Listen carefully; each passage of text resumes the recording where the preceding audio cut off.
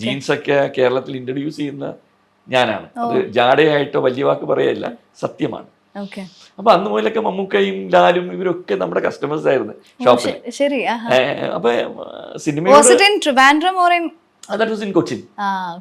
ഞാന് ട്രിവാൻഡ്രത്ത് ഇവിടെ വന്നിട്ട് then I stopped my studies when I was in 8th standard.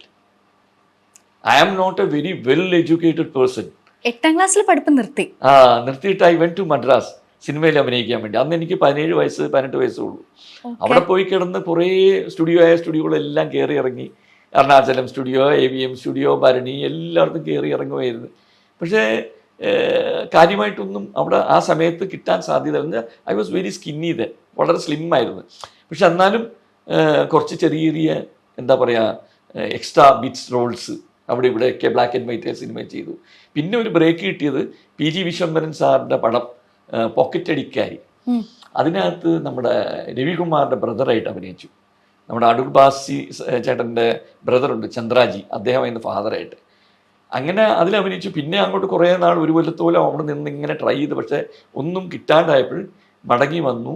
പിന്നെ ഒരു ചെറിയ ഫിലിം ഡിസ്ട്രിബ്യൂഷൻ കമ്പനി തുടങ്ങി. എൻ്റെ അങ്കിളുമാരെ പ്രൊഡ്യൂസേഴ്സ് ആയിരുന്നേ.